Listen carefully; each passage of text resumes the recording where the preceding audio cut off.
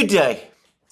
I ended my video yesterday with certain observations about the fact that it looked as if strong opposition from the Western financial community, from central banks and financial institutions expressed in editorials in places like the Financial Times and articles like Bloomberg were dissuading, or at least were slowing the movement towards the seizure, confiscation, or as some people accurately say, stealing of Russian assets.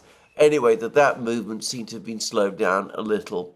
Well, 24 hours later, I now discover that claim, which I made in my program yesterday, was, to put it mildly, premature. An article has now appeared in the Financial Times that tells us that, as far as some people are concerned, it is full steam ahead with this idea, which, as I said, virtually every lawyer that I'm aware of, well, I mean, there have been a few who've argued otherwise, but all the important lawyers that I'm aware of, most economists, and as I said, the world financial community, all think is a mistake, but some people nonetheless are determined to do it. And the article in the Financial Times reads as follows: Washington puts forward G7 plan to confiscate $300 billion in Russian assets. Proposal would accelerate preparations in time for a February summit to show solidarity with Ukraine. And the article that goes, which is written by two journalists, Paula Tammer in Brussels and James Polity in Washington. The article then goes on to say that the United States has proposed that working groups and the G7 explore ways to seize $300 billion in frozen Russian assets as the Allies rush to agree a plan in time for the second anniversary of Moscow's full-scale invasion of Ukraine. While no decisions have been taken, and can I say that is absolutely wrong, clearly a decision has been taken. While no decisions have been taken and the issue remains hotly debated inside European capitals, which is true, the acceleration of work on confiscating Moscow's assets for Ukraine highlights its rising importance to the West. So you accelerate moves to seize the assets and then pretend that no decision has been made. But anyway, to continue, the topic was discussed this month by both G7 finance ministers and their deputies, according to people briefed on the calls, which touched on how to develop such a policy and assess the risks involved. The US, backed by Britain, Japan and Canada, countries, by the way, where there are not large amounts of Russian assets. We're talking about Russian sovereign state assets. These are overwhelmingly in the European Union and first and foremost in Belgium. But anyway, to continue, the US, backed by Britain, Japan and Canada, has proposed a moving forward with the preparatory work so the options would be ready for a potential meeting of G7 leaders around February 24th, the date of Vladimir Putin's 2022 offensive on Kiev. The three working groups proposed by Washington would examine the legal issues around confiscation. There aren't any legal issues, actually. It's been straightforwardly the legal advice, which has been clear-cut and straightforward, and which has been coming for years now, is that this is illegal. But never mind, you still insist that there are legal issues around confiscation. The method of applying such a policy and mitigating risks, and it was mitigating risks, is the single most important part of this, but as we will see, apparently there isn't any actual debate about the real risks involved, and options for how to best channel the support to Ukraine. Germany, France, Italy and the EU have expressed some reservations and need to carefully assess the legality of confiscating Moscow's assets before decisions are taken. Several European ministers also stressed the need to maintain high levels of security over the work, according to accounts of the meeting. High levels of security, which is of course why it's all been now leaked to the Financial Times. And again, it's not difficult to guess where the leak has come from. The Financial Times, very close to the United States government, as I've discussed many times. It is published in Britain, and it is published by a company based in Japan. And bear in mind that we're told that the countries that back this idea are the United States, Britain, Japan, and Canada. So there we go. Anyway, so the high levels of secrecy, not quite so secret. Various options are being explored in Western capitals, ranging from directly confiscating and spending the Russian central bank assets to tapping the proceeds from the frozen assets or using them as collateral for loans. Now, if you hold on to the capital but you spend the interest, well, the capital isn't yours, nor is the interest, so I can't really see what the legal basis for that is. And if you steal someone's assets and then hold them out as collateral for loans, you are again appropriating property for your own purposes, which belongs to someone else, ultimately with the intention of permanently depriving the other of it, which again amounts to theft. In English law, actual seizure, misuse of property can amount to theft, even if it is not stolen in the conventional way. The English law of theft refers to misappropriation, and using someone else's property without their permission as collateral for loans would certainly amount to a misappropriation. Just saying.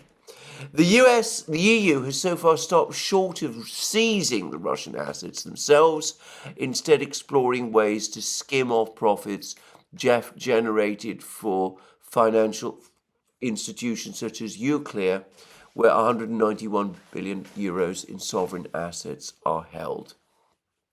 Washington has so far not publicly backed seizing Russian assets, but the United States circulated a discussion paper this year within the G7 suggesting seizure of Moscow's frozen assets would be lawful as a countermeasure to induce Russia to end its aggression. Except, of course, that if it didn't induce Russia to end its so-called aggression, or what is defined as an aggression, then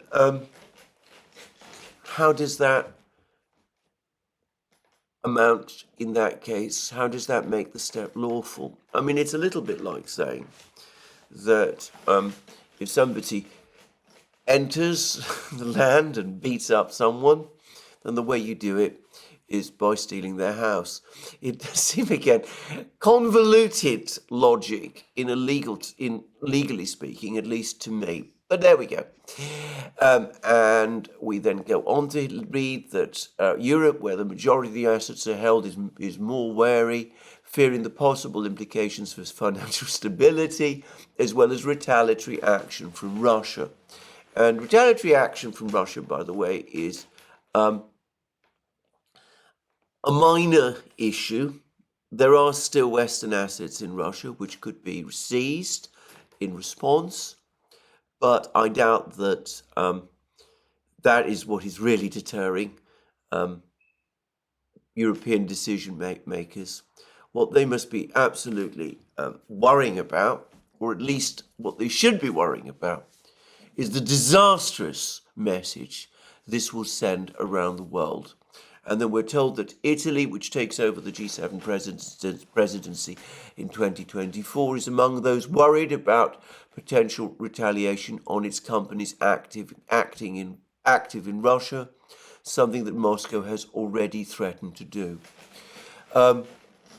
And Russia has also warned that it would cease diplomatic relations with the United States in response to any asset confiscation. I have not seen any announcement to that effect from any official of the Russian government or from the Russian Foreign Ministry. I wonder, it's not been mentioned as far as I can see on TASS or in statements by Putin. So I don't know where that claim has come from. Perhaps the Russians have made it privately, but it could just be that this is a story that is being circulated by someone in the West. So when the assets are seized and the Russians don't cease diplomatic relations, it's all taken as a further example that the Russians make threats which they don't act on. You invent a threat which the Russians don't act on because it hasn't come from them, and then you say that they're nothing more than bluffers. Anyway, moving on. The article then adds, the EU, UK and France also stressed that the money would not be readily available and insufficient to cover Ukraine's reconstruction needs, and that seizing the assets should not be at the expense of providing financial support to Kiev in 2024, which is, of course, exactly what the purpose of this move is. It is precisely because European governments and the Congress are unwilling to come up with money that there is this hunting around for money to keep funding Ukraine, and that makes the attraction of seizing these assets for some people all but irresistible. And then we go on to hear the push to seize Russian sovereign assets reflects a shared desire to show Moscow that it would not be able to outlast Western resolve to aid Ukraine both economically and militarily, which, of course, is hardly likely to impress Russia at all. And then we're told that the G7 was able to overcome differences amongst its members several times on economic measures against Russia over the past 2 years, including on the initial sweeping sanctions package and on setting a price cap on Russian oil, which basically tells us that it's going to happen. So there we are. It's perfectly obvious to me what is going on. In the United States, there is one person, one overriding individual who is insisting on this plan, and that is, of course, the president himself. Everyone else, probably, to a greater or lesser extent, understands that this is extremely unwise, but no one is prepared to stand up to the angry old man in the White House. They're also incredibly nervous and worried about the news from Ukraine.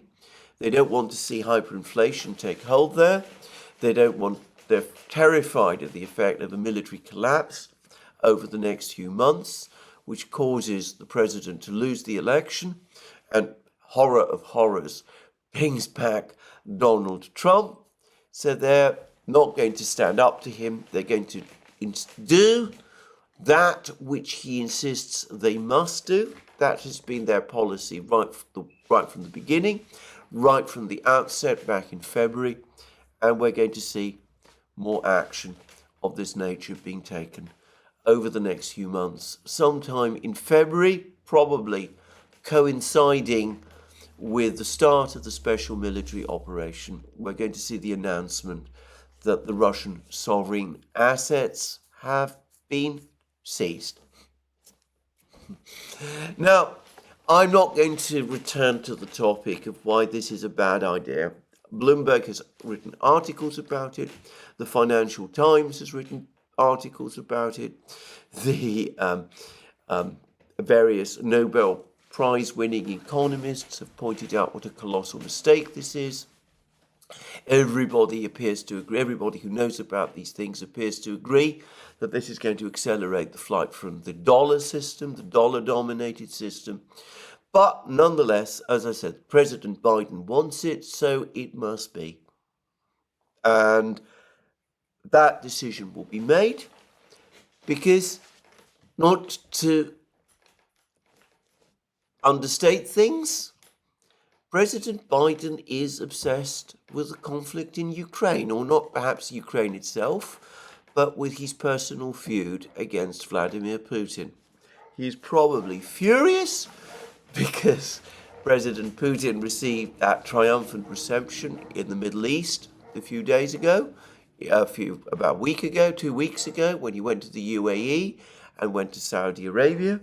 He's furious that President Putin is currently meeting with Foreign Minister Jaishankar in Moscow. We'll come to that shortly, later in this program.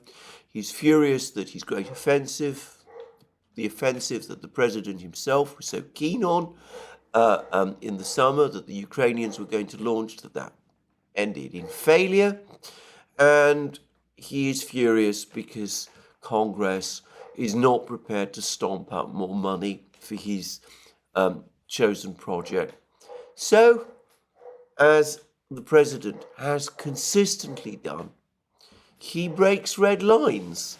And it's important to stress these are not, contrary to what people repeatedly say, so much Russian red lines. More often than not, they are his own. It's the president, after all, who initially opposed providing fighter jets to Russia, who opposed providing ATACMS missiles to Russia. It was the president who laid all kinds of rules about what kind of weapons should not be provided to the Russians.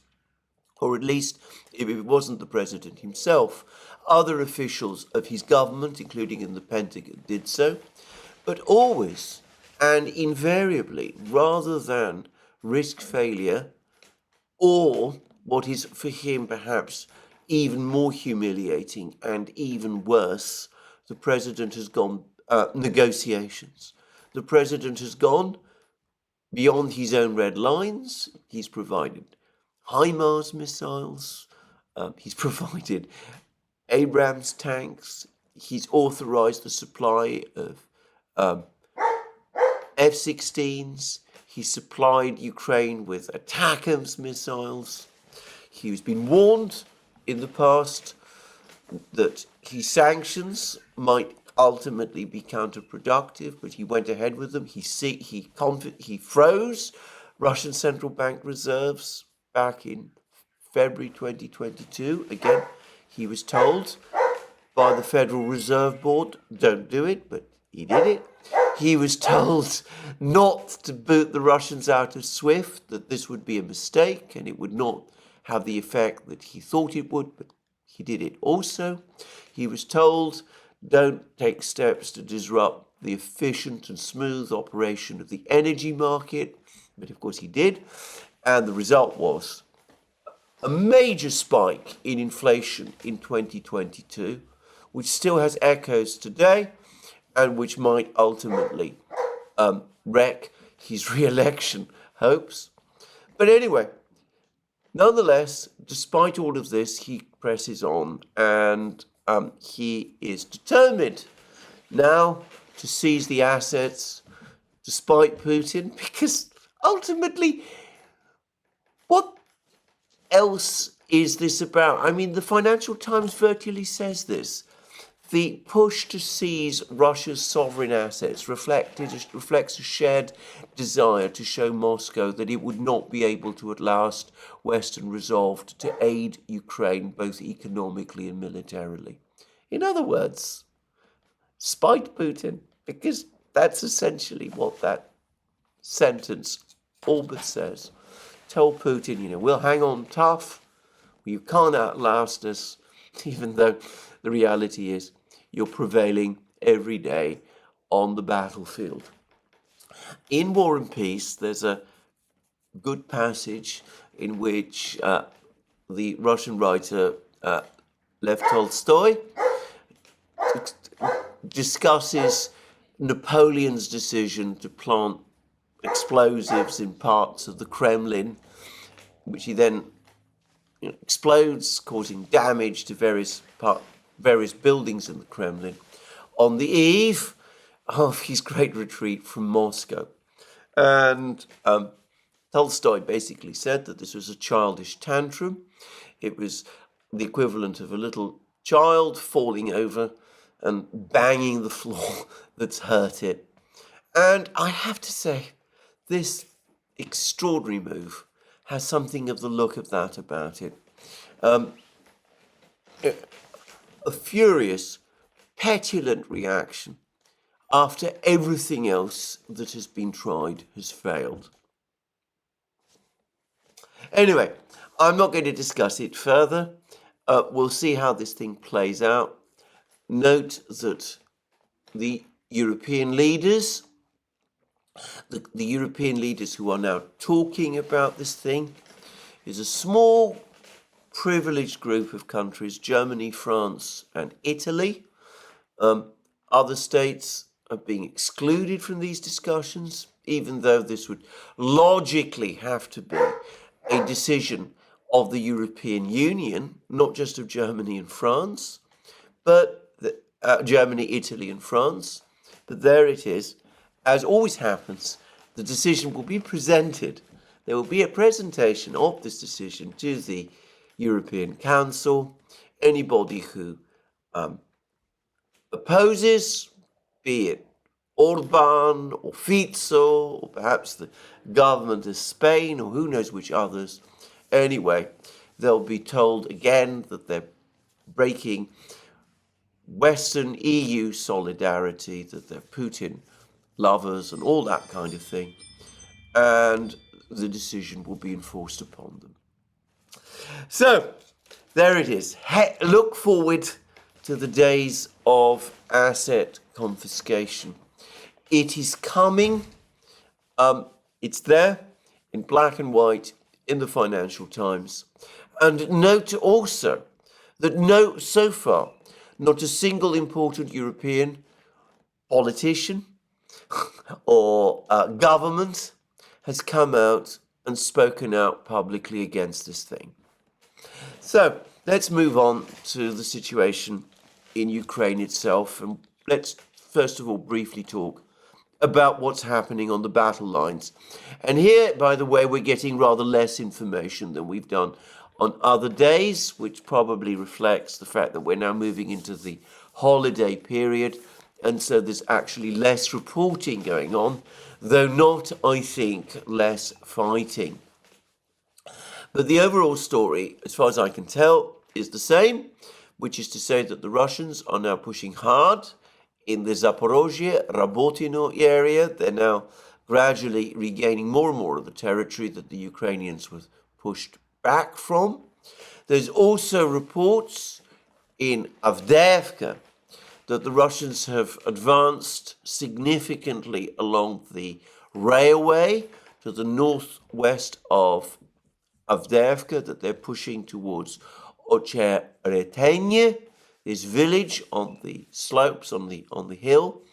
And if this village is indeed captured, if the Russians reach it, when they're still some distance away from that village, then they will be in a position to not just basically create a cauldron around Avdiivka, but threaten other Ukrainian positions further west. Apparently still intense fighting around the Stepovoye area, and I understand that there are some people who are now thinking that the Ukrainians are once again being forced to keep large numbers of troops close to Stepovoye because of their concern that if Stepovoye, the Russians consolidate control of Stepovoye, which is said to be in the grey zone, and then capture Berdichi, then the cauldron around Avdiivka will lock shut. So large numbers of their troops are concentrated, have to be concentrated there, which is weakening their positions further north in places like Rytenie, and other places as well, including Keramik, another place to the north of Avdiivka, which, according to some reports, the Russians are also advancing towards. Now, I should say there are some discordant reports about this.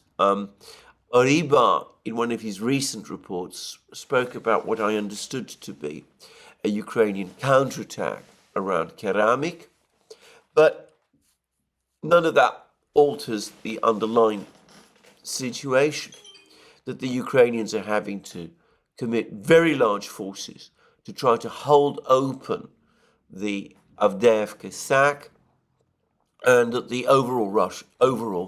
the Russians continue their advances in this area.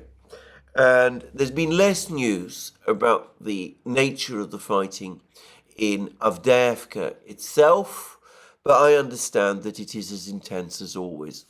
Further west, there's been, elsewhere rather, not further west, elsewhere in the fighting, there's been more news of more Russian advances in the Marinka area. The Russians now seem to control or hold the eastern part of the village of Novomikhailovka. They seem to have that village largely surrounded now. I'm not saying it's completely surrounded, but that seems to be the overall trend of the battle there. And the Russians are gradually tightening control on Novomikhailovka, and it seems only a matter of time before this important village is captured as well. And elsewhere, the Russians also are advancing. I discussed yesterday that they seem to have entered this village of Grigorievka to the west of Marinka. Apparently, they've captured now more of this particular village. All of these attacks on these places, Novomikhailovka, Grigorievka, are working towards the same ultimate objective, presumably, of cutting the supply lines to the Ukrainian forces in Vuhledar. And Ukrainian positions around that town must be becoming increasingly, the forces there must be finding the situation increasingly precarious. And if we're talking about Bakhmut, where also there has been very intense fighting over the last few weeks, more reports again of further Russian advances in Bogdanovka. They seem to have more of this village now under control. And the Russians also seem to be pushing further and harder towards Ivanivska, taking more fields and tree lines under control in the face of bitter Ukrainian resistance and counterattacks, as the Russians get ever closer now to Chasiv Yar, which will be an important battle for Chasiv Yar when it eventually comes. Now, there's also been quite a lot of discussion about what is going on in Krinky. Straightforwardly, my overall understanding of the nature of the fighting there is that the Russians have shrunk the bridgehead very considerably. Apparently those who follow these things, Dima and others, talk about geolocated videos of Ukrainian FPV drone attacks. And undoubtedly this does happen. This has happened because we see Ukrainian attacks on Russian positions within Krinky itself. And the Russians seem to be getting closer and closer to the point where they are going to squeeze this bridgehead. The Ukrainians, however, have continued to send reinforcements there. And they also seem to be, there was a report this morning, by the way, that a whole small little convoy of boats was shot up by the Russians on their way to Krinky. And the Ukrainians also seem to have lost a Sukhoi 25 ground attack aircraft over Krinky. At least the Russians claim that they have shot it down. Again, I don't have corroboration of this, but that's what the Russians say. And some people are saying that there's a slackening of Russian air activity around Krinky, possibly related to that loss of the Sukhoi 34. And if you believe it, believe Ukrainian claims of other Sukhoi 34s as well. But there's also some claims that the Russians launched an attack on some kind of unit that was operating a Patriot missile battery around there. I'm not going to get into the details of this because I don't have all of the information. For the moment, at least, the story about Krinky is that the bridgehead is shrinking. So, anyway, that's the overall situation so far as I can see it on the battle lines. Now, within Ukraine, a new political actor, or rather she's not a new political actor, a very old political actor, but nonetheless an important one, a consequential one, has now entered the scene, and that is Yulia Tymoshenko. I spoke either yesterday or in my previous video about how Tymoshenko has said that the mobilization that Zaluzhny and Zelensky are talking about, the call-up of 500,000 men, how that mobilization is illegal, it's unconstitutional. But she's now come forward and has spoken rather more openly than most Ukrainian political leaders are about the overall state of the war. And I'm taking this report now from Redovka. Redovka, which, as I've explained many times, is a Russian newspaper based in Smolensk, very strong supporter of the Russian side of the war, but nonetheless a reasonably accurate reporter of the events on the battlefronts. And this is the Redovka report. A veteran of Ukrainian politics considers the situation in the country to be very dangerous. The leader of the Batkivshchina party, Yulia Tymoshenko, in a video message called on President Zelensky to draw up a plan B to save Ukraine from crisis. Tymoshenko noted that everyone in Ukraine supports its victory and territorial integrity. But at the same time, the country is faced with a protracted conflict, which is very difficult to wage. And that's why I asked the president, offer the country a plan B for our victory. Ukraine now needs another plan to get out of the tragic situation. It is necessary not to get trapped into a corner, but to act clearly and rationally. Now, this comes a short time after Tymoshenko, having said that the current mobilization plan is unconstitutional, has also come forward and said that if you have a shortage of troops on the battlefronts, well, there's a very simple way you deal with the problem. You take the large number of men who are members of Ukraine's internal security forces, the SBU, the National Guard, all of those. You take half of them and you send them all to the army. And she points out that these are men who are reasonably fit, they're reasonably well trained, they've got a certain amount of training already. They have familiarity with firearms.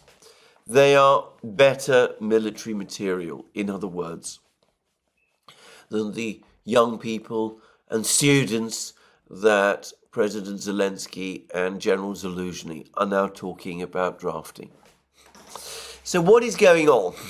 Now, Tymoshenko is indeed a veteran political leader in Ukraine, and she was one of the dominant figures in Ukrainian politics from roughly the year 2000, roughly the millennium, until the Maidan revolution.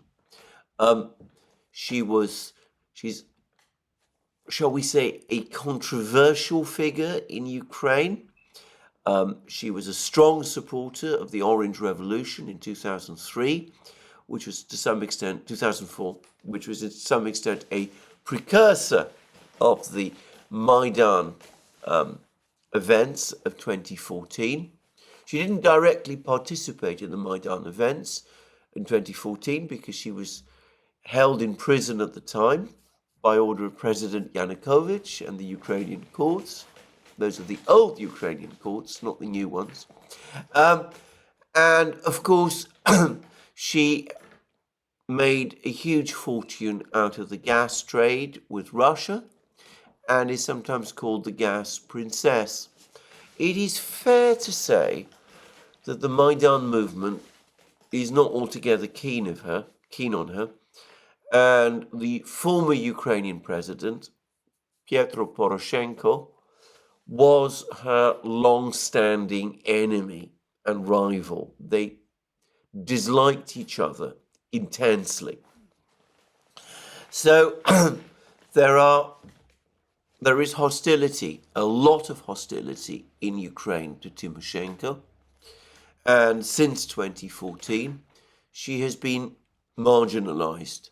But the fact remains that before 2014, while she was still active, she was seen in Ukraine as something of a heavyweight. And at one point, her party dominated Ukrainian politics. It was the biggest party in Ukraine. And it was particularly strongly supported in the central regions of Ukraine, in places like Zhytomyr and Vinnytsia and all of these sort of places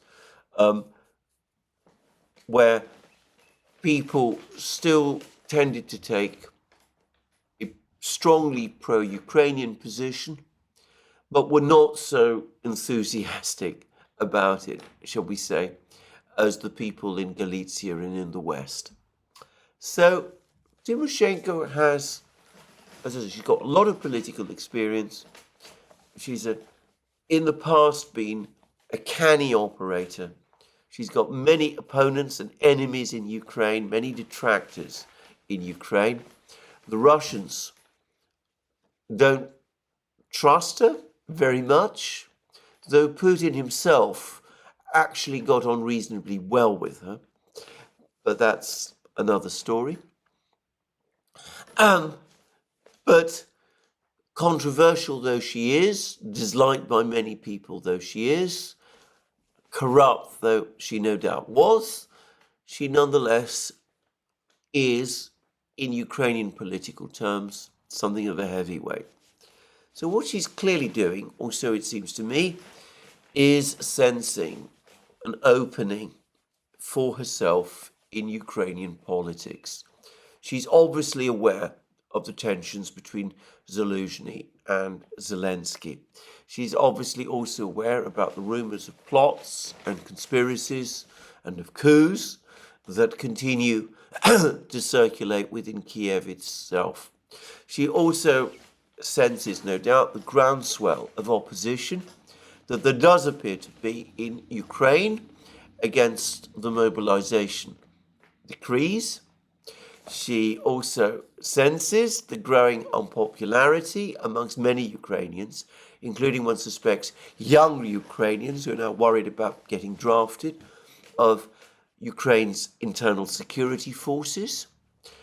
And she also probably knows that at some levels within Ukrainian society, there is now a yearning for peace, a desire to find some kind of way out of this crisis, and that can only be ultimately through some kind of negotiation process with Russia.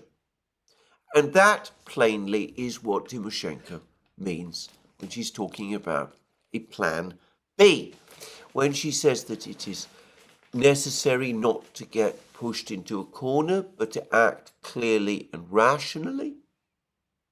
What other clear and rational course is there other than negotiations? And she's very careful to cover her positions. She's not going to let herself be exposed to immediate attack on the part of people who will say that she's selling out Ukraine. She says that everyone in Ukraine supports Ukraine's victory and territorial integrity. She, of course, supports that. But, of course, the country is faced with a protracted conflict. It's very difficult to wage against a far more powerful country. And that's why I asked the president, offer the country a plan B for our victory. And what she's starting to do, or so it seems to me, is offer herself as some sort of a peace candidate. Not perhaps all the way peace, but at least as somebody who can negotiate with the Russians. And she would argue that she has done that successfully in the past. She negotiated a gas deal with Putin back, I think it was in 2007 or 2008. Was it 2009? It was 2009. It was deeply unpopular with some people. It was what landed her in prison. But Putin and she found that they could achieve common ground in a negotiation. She sees that Zelensky is incapable of conducting negotiations. She senses that General Zaluzhny has no real plan for negotiations, or indeed any real plan for anything at the moment, as far as I can tell. And as for Poroshenko, he is clearly keen to get back into power, but he doesn't have any kind of viable plan going forward either. So she's saying, look, these people are irrational. They're leading us, they've led us into a corner. They have no way of getting us out. Look to me, I can find a way. Now, I don't know whether this is going to work in Ukraine. As I said, she has been heavily marginalized in Ukrainian politics since the Maidan events of 2014. I would have thought that the accumulation of her enemies in Ukraine is too great for her to be able to break through. And I doubt also that the Russians would be at all keen to accept her as an alternative, as a negotiating partner. In fact, Sergei Lavrov, who's just given another long interview, which I've not yet had time to read or study. It was with a Russian journalist called Kiselyov. It's a television. He's actually come forward and says that on the part of Zelensky and the government in Ukraine, the Russians have sensed no will for peace. TASS reports him as saying the following: we have to ascertain the lack of any will for peace on the part of the Zelensky regime. Its representatives are thinking solely within the terms of war, resorting to rather aggressive rhetoric. Any cessation of combat is out of the question on their part. The September 30th, 2022 ban on holding negotiations with the Russian leadership introduced by Zelensky remains in effect. Draw your own conclusions. And TASS then goes on to report Lavrov as saying Russian President Putin has repeatedly stressed that the Russian side has never rejected any peace talks with Ukraine. The Russian leader noted that Ukraine publicly announced leaving the negotiation process in spring 2022. And Lavrov went on to say that the more Kiev postponed the negotiations, the more difficult it would be to reach an agreement.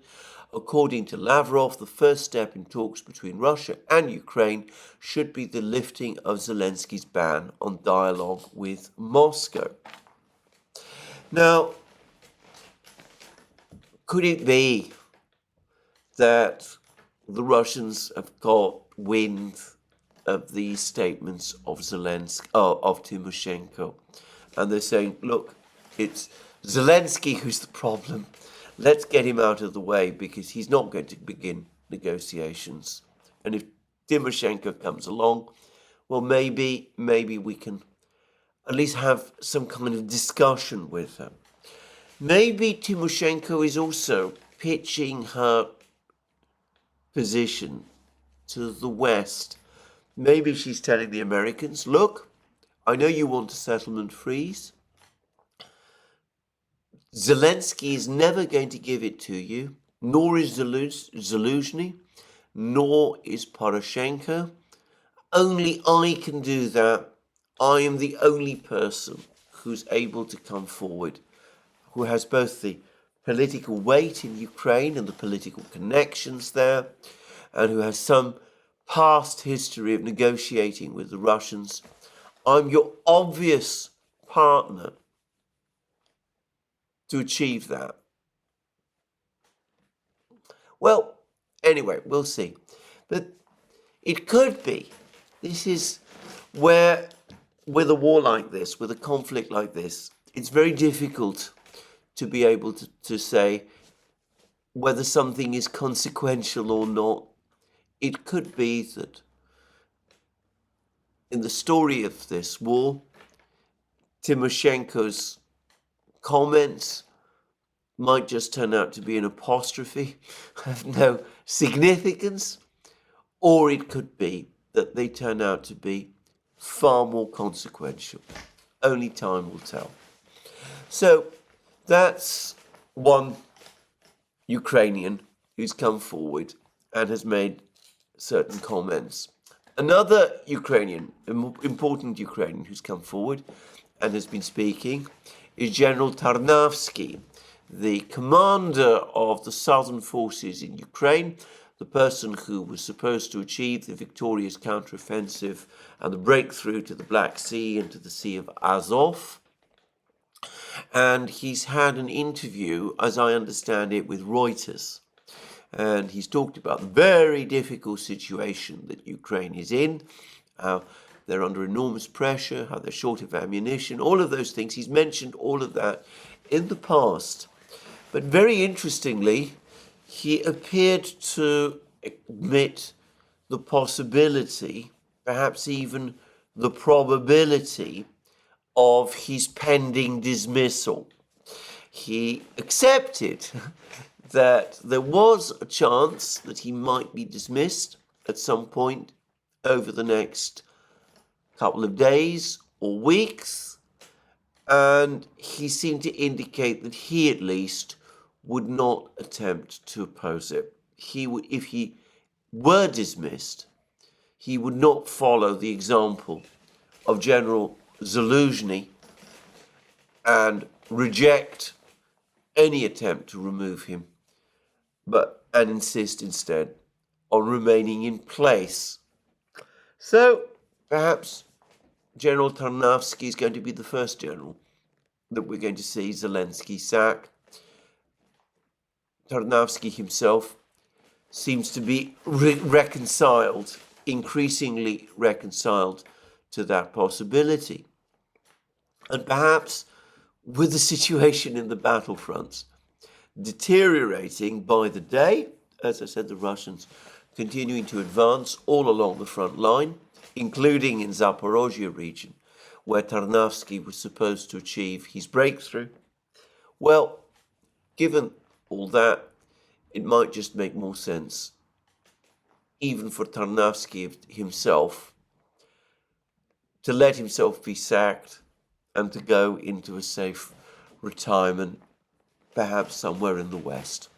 We shall see. We had a lot more news, incidentally, from various Ukrainian soldiers about the nature of the offensive that Ukraine was planning over the course of the summer. And it seems that certainly the Ukrainians expected to get to Melitopol, I should say, within 15 days of the start of the offensive. That would have been in mid-June. And apparently there was even a plan that instead of trying to capture Tokmak, the town between the front line and Melitopol, which most people assumed Ukraine would have to capture first, but rather than capture Tokmak, the idea was to bypass Tokmak and press on directly with armored forces towards Melitopol. I have to say, the more I read these accounts about this offensive, the more unreal these plans all look. And here I am not speaking with hindsight. As those who follow these programs know, and who have followed us also on the Duran will also know, I have been a consistent skeptic. I was a deep skeptic about the offensive long before it was launched. I can't help but think that these strange plans to advance on Melitopol, bypassing Tokmak, to get to Melitopol within 15 days, that they all have the fingerprints, again, of amateurs, people who really don't understand how to conduct these kind of complex and very difficult operations at all, and who make incredibly dangerous assumptions about the quality of the opposing side. As I said, professionals don't come up with these schemes. And going back to those two big articles in the Washington Post about the plan for the for the Ukrainian summer offensive, it spoke a lot. It gave a lot of detail about General Milley's role and about how all the planning took place, involving military people, and how there were war games carried out which supposedly figured out how the offensive could be made to succeed, and all of the weapons and all of the equipment that was provided to supply all of those that were supplied to carry out the offensive, and how that was more than enough in order to ensure that the offensive succeeded. I can't help but think that in the end, in the final analysis, it's more likely than not, and that it was political leaders. Zelensky, President Biden and his officials, Sullivan, Blinken, and Nuland, and probably some political figures in Britain as well, and for all I know, Chancellor Scholz and his team, that it was civilian officials backed by some deeply political generals, which is what my sense is that General Milley essentially is now, who really came up with a plan which no professional, no true military professional, certainly not someone like General Gerasimov on the other side, would ever have signed off on. And I come back to what I'm saying. One of the great problems that many people have, I think, understanding this war, is that it's basically a war fought by professionals on one side and amateurs on the other. And anybody who's been involved in situations where amateurs square off against professionals knows that very often, because amateurs can do unexpected things, they can actually sometimes win a trick, a big trick. They can do things that the professionals don't expect and are taken by surprise by. But over time, the professionals always prevail.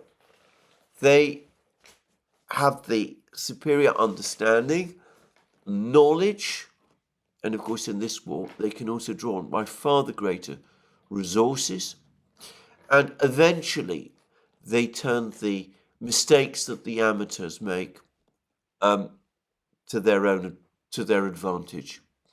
And I suspect that that's what we're seeing. And just as the offensive last summer was essentially a political venture put together by civilian officials in Ukraine and in the West, leading to the debacle that we are seeing, we have seen. So I suspect, well, so has the case of the sanctions up to now been, including the original freezing of the Russian assets back in February 2022, the oil price cap, and of course now the planned asset seizure. The professionals, the lawyers, the economists, the bankers are all advising against it. But the amateurs, who are ultimately in control, they won't be deterred. And just as in the end, the expert advice of the professionals tends to be right, so I suspect the expert advice of the professionals on this asset seizure, confiscation, theft, call it whatever you will, that they will be proved in the end right too. Anyway, let's touch on a number of other things. President Putin of Russia has had a very important meeting now with the Indian Foreign Minister Jaishankar. Now, Jaishankar is currently in Russia. He's been there on a 3-day visit, and he met with Putin earlier today, in the Kremlin. And this is a big meeting. Amongst the people who attended was Lavrov, the Russian foreign minister, and Denis Manturov, the industry minister, and Yuri Ushakov, who is Putin's one of Putin's key foreign policy advisors. And Jaishankar, this is, by the way, a regular visit. The Russian and Indian foreign ministers regularly visit each other's countries, and there's a timetable even for these visits, so they tend to visit each other's countries every 2 years. But anyway, Jaishankar has been there, and he's been meeting with lots of high-level Russian officials, as I said, 3-day visit. And he was, as I said, met in Moscow in the Kremlin by Putin, and it was an extremely friendly reception. I'll just quote some of the words from the Kremlin website. I'm very happy to see Putin. I'm very happy to see you in Moscow. I know you have a big program and much work ahead on interaction with our country in both the Intergovernmental Commission and the Foreign Ministry. Everything is in your hands, and I must say we're doing a good job overall, judging by all with your direct support. Our trade is growing for the second year running and at a confident pace. This year, the growth rates were even higher than last year. I don't remember how many percentage points it grew by last year, but we have already surpassed this figure in the 9 months of this year.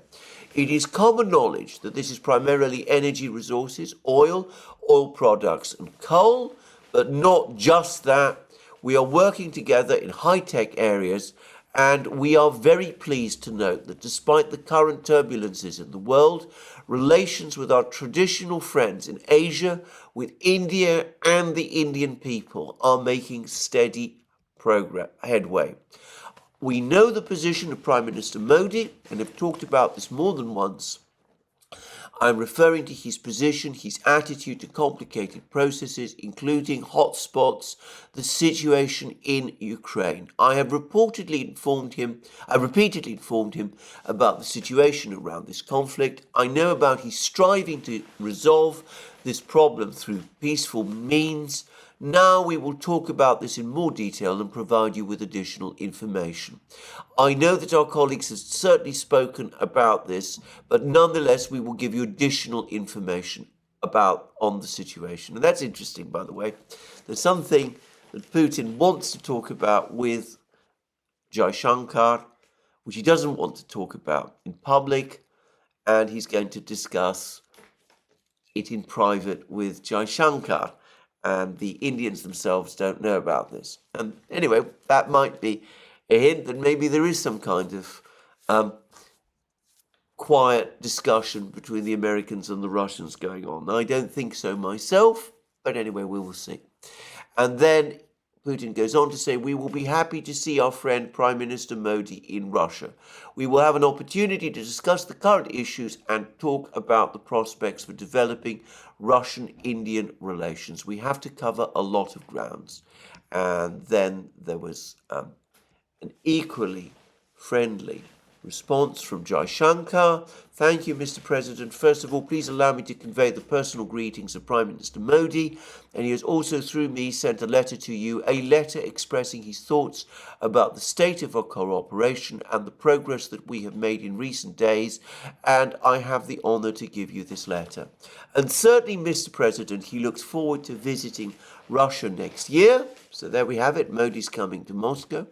And I'm sure we will find a date which is mutually convenient for the political calendar of both our countries. So it is certainly something that he looks forward to. I would also, Excellency, I don't think Putin gets called Excellency very often. But anyway, I would also, Excellency, like to take the opportunity to share with you some aspects of the progress that we have made in the last 2 days and a chance to discuss it with Deputy Prime Minister Manturov and also today with Foreign Minister Lavrov. I would like you highlight the progress we have made in trade, which is in excess of a turnover of $50 billion. And we believe that this is something whose potential is now only beginning to be visible. It is important that we give it a more sustainable character, and we discussed how we could do that. The second aspect pertains to the nuclear side, and we have yesterday signed agreements which would take the Kulam project forward, which is another nuclear project, civil nuclear power project, which the Russians are proposing to develop in India. So, lots of work on Indian-Russian trade, and we will see where all that's heading towards. And 50 billion, the turnover between Russia and India is now $50 billion. Overwhelmingly, it is Russian exports to India of energy products. There's been currency issues. The Indians have been paying rupees, which the Russians have been having difficulty using because Indian rupees, are not widely accepted, in fact hardly accepted at all, outside India itself. But clearly what is being proposed here is development of deep trade and bilateral cooperation. So we will see what comes. Now, contrary to what many people think, I think India and Russia could actually trade successfully over many things. Now, Russia is a rapidly growing industrial power. It is a major energy producer. It's a big market. It produces a huge amount of food, and it now has a strong services economy. India, contrary to what many people think, does actually have a very large manufacturing base. It's bound to. It's a huge country. It may not be comparable in scale to that of China. And of course, in terms of Russian-Chinese trade, that the annual turnover there has now exceeded $200 billion this year, and it is likely to go up much higher next year. So I'm just mentioning this. The speed of Russian-Chinese trade development is now so strong that it is now we're now probably within sight of Russia actually becoming one of China's biggest trade partners alongside the European Union and the United States and Japan. So, just saying this, Chinese-Russian trade is growing very, very fast. I would argue that Indian-Russian trade also has a huge potential. The Indians can certainly supply, in return for all that oil and gas, lots of things that the Russians would probably want, from pharmaceutical products to light consumer goods, of which India produces very high quality items, to some food products, tea, for example. Indian tea has always had a very good reputation in Russia, but also much more important things, high technology goods, all of those kind of things. One should not think that because there have been problems with currencies at the beginning of a trading relationship, that these problems are insuperable. These are technical problems, and as Jaishankar's visit to Moscow shows, the will to overcome them is absolutely there. So, Indian-Russian relations are set to boom. Russian-Chinese relations are already booming. There doesn't seem to me to be any likelihood that is going to change. And if we're talking about the overall shape of things economically, the fact that the Russians are able to do these big trade deals with India more than makes up over time for the seizure of some of their assets in the West. Putin is not going to be deterred by the seizure of $300 billion of assets, nor is anybody in Moscow. Not when they know that their relationship with India and China is growing in the way that it is, and when they're forging free trade agreements with the big Persian Gulf oil producers, Iran, Saudi Arabia eventually, and the UAE. Now, there is another aspect about China, India, Russia trade, which is, of course, the world's biggest producer of steel by far is China. I mean, China produces multiple times more steel than virtually anybody else.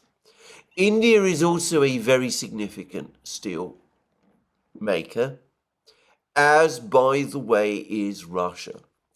The United States also produces a lot of steel, a certain amount more than Russia does, though Russian steel output is growing and might overtake the United States soon. Japan is also a big steel producer. The European Union, interestingly enough, less so nowadays. Now, three of the big steel producers, Russia, China, India, all now in complicated trade links with each other, all members of the BRICS. There's been much discussion in recent months about the artillery crisis that Ukraine is facing, the fact that Ukraine is in the grip of a munitions crisis, that it is very, very short of shells. And we also see how the United States, going to Japan, is now begging the Japanese for Patriot missile systems. But one of the key things which people, I don't think, fully understand is that production of shells is very intensive in terms of its use of steel. The United States is a steel importer. So is the European Union. And I suspect that that is a major limiting factor in increasing increasing shell production, both in the United States and in Europe. Russia is a steel exporter, so it has a considerable room to increase its production of shells because it produces enough steel to meet all its other needs.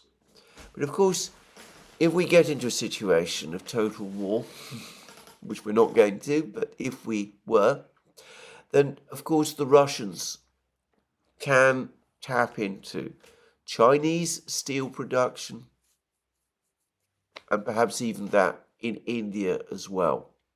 Whereas the United States and Europe, in order to increase shell production, would almost certainly need to increase imports of steel from India and China. Japan uses most of its own steel, or so I understand. Would have to import more steel from India and China in order to increase shell production by the volumes that are needed. There was an interesting article in Al Jazeera about the ammunition situation. And it said that on the eve of the summer offensive, Ukraine basically told the European Union that they needed 250,000 shells a month. I remember when it happened. The European Union came back and said that they would provide Ukraine with 1 million over the course of a year, which was, of course, far less, a third of what Ukraine was asking for. And in the event, the European Union has failed to deliver anywhere close to that number of shells. Apparently by the autumn, it had delivered 300,000 shells, well below the 1 million that it promised. And it's struggling to increase production. And in fact, shell volumes have fallen right across the European Union. Storehouses, the numbers of shells that the European Union can sell has fallen dramatically. The United States has increased production of shells, but as I've said, in many places, you get very contradictory reports now about the number of shells that the United States is producing in any one month, but it is still well below far below what the Russians are producing by every measure. If you assume the highest level of American reported production to be the correct one, and you assume that Russian production is at the lowest level that people are reporting, the Russians are still producing at least double the number of shells that the Americans are. And probably the reality is that the discrepancy is much greater still. But I come back to my original point. The fundamental reason why there is this problem with shells, there are lots of problems with shells, of fragmented industry in Europe, an over-reliance on one factory in the United States, lack of skilled workers, lack of explosives. But I suspect looming over everything and beyond it, a general shortage of steel. If production of shells is increased by the volumes that are needed, either exports from China and India must increase, which might be problematic and even difficult, or steel, which is produced in the United States and Europe for civilian production, has to be reassigned to munitions production, which would have an upward effect on steel prices. So I just wanted to throw that in. The fact is, Russia and India coming to these sort of deals is a sign that the Chinese, that the Russians and the Indians, two of the big steel producers, are coming closer to each other.